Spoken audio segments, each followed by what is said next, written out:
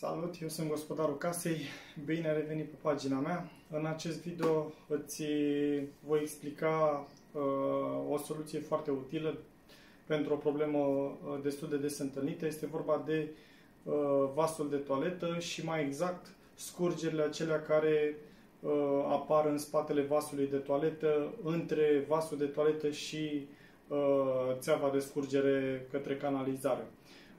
Știm cu toții că între vasul de toaletă și acea țeavă de scurgere există un adaptor, să spunem, care face legătura între vasul de toaletă și țeava de scurgere. De cele mai multe ori apar mici picături, fie pe la îmbinarea dintre adaptor și vasul de toaletă, fie la îmbinarea dintre acel adaptor și țeava de scurgere către canalizare.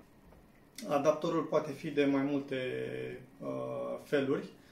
Poate fi din acela lung, tip acordeon, care este foarte flexibil și poate fi ghidat în funcție de distanța dintre vasul de toaletă și țeava de scurgere, sau unul dintre acestea scurt, dacă aveți distanță foarte mică între vasul de toaletă și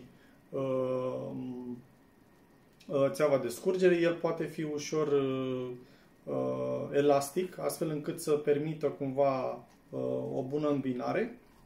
Mai există încă un model, astfel încât să acopere toate necesitățile casnice. Acel model este ceva de genul acesta, nu știu dacă se vede cum fungă, eu nu l-am desfăcut încă. Are o diferență mică de nivel, practic pe partea aceasta intră vasul de toaletă, iar aici este țeava de scurgere. Dacă vasul de toaletă este mai sus decât țeava de scurgere, atunci avem o cădere, vasul de toaletă vine îmbinat aici, iar aici vine țeava de scurgere, astfel încât în momentul în care trageți apa să existe o cădere a circuitului, a apei. Acum o să facem o verificare la toaletă, să vedem despre ce e vorba. În cazul nostru avem o etanșare mai neprofesională, să zicem. Cineva a încercat să mai astupe la instalare cu ceva silicon, dar pare că nu a dat roade. Dacă tragem apa, ne ducem.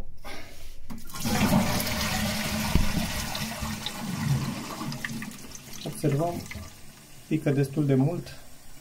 Deci, practic, noi acum ar trebui să scoatem toaleta de aici, adică vasul de toaletă, și să curățăm tot acel silicon, să scoatem acest manșon de îmbinare între vasul de toaletă și țeava de scurgere, să curățăm toată zona și ulterior să punem un nou manșon, eventual să folosim și un silicon care cumva se umflă la prezența umidității, astfel încât vom preveni viitoarele probleme de genul acesta. Bun, ce avem nevoie ca și materiale? În primul rând, vă recomand purtarea mănușilor, este și mai igienic, dar vă și protejează cumva. Ne va trebui o cheie pentru a scoate aceste șuruburi de la vasul de toaletă. Avem unul pe stânga, unul pe dreapta. O să ne trebuiască ceva de râcuit, pentru că, după cum vedem, avem un silicon dat aici la vasul de toaletă. Practic, vasul de toaletă este lipit cumva de gresie, de jur împrejur. O să ne trebuiască un silicon transparent, care l-am și adus. Avem și acel silicon care se umflă cumva la umiditate, la prezența umidității. Îl vom folosi pentru o extra etanșare între vasul de toaletă și țeava de scurgere, astfel încât să prevenim acele infiltrații de apă. Avem nevoie de cheia aceea de desfăcut acele două șuruburi pe care o am aici. Este vorba de o cheie de 11. Ok. un șpaclu pentru răcuit acel silicon care a mai rămas. Eu am pregătit și un cuțit mai deteriorat tot pentru a ajuta la frățat. Pistolul pentru silicon. Avem și un cutter pentru micile tăieturi, cum ar fi la silicon. Bun, trecem la treabă. În primul rând vom scoate vasul de toaletă. O să începem cu acest capac.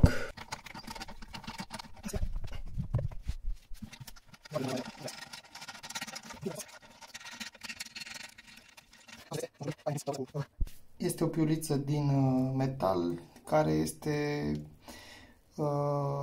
încastrată într-un modul din plastic, astfel să fie mai ușor înșurubarea ei. Ok, o lăsăm, trecem și la următoarea. Bun, am scos-o și pe a doua. Ok, acum să scoatem capacul. Puteți folosi orice produs de curățat. Eu o să folosesc spirit. Este mai igienic.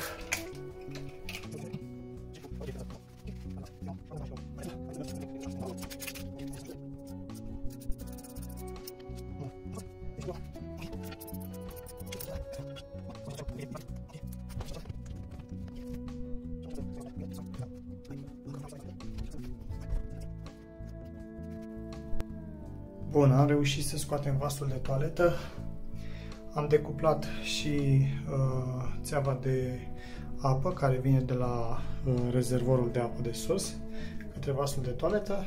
Acum mutăm vasul de toaletă de aici, îl curățăm și ulterior pregătim adaptorul nou, inclusiv curățăm zona respectivă, adăugăm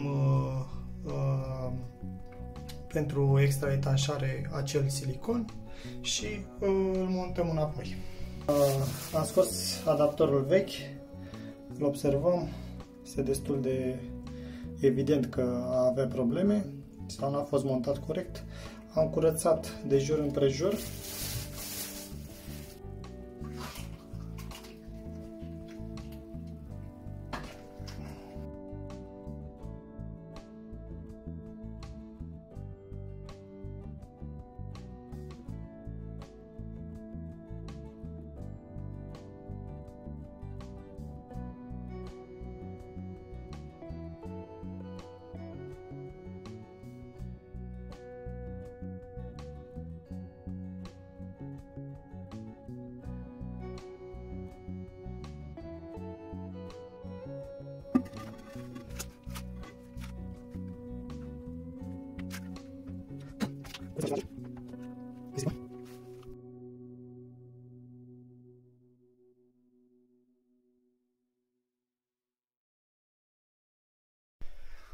Am efectuat și etanșarea cu silicon la baza vasului de toaletă.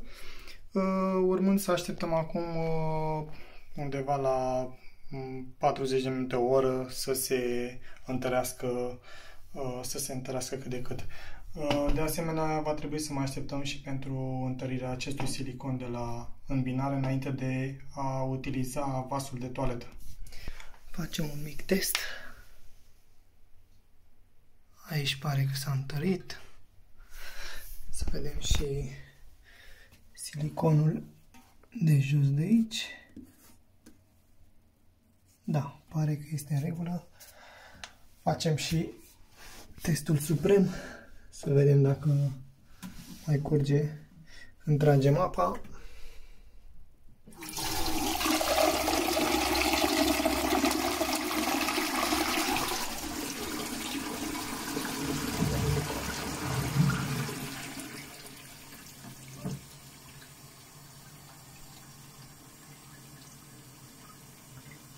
Bun.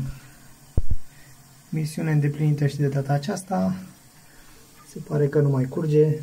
Nu mai avem scurgeri de apă. Acum să montăm și capacul.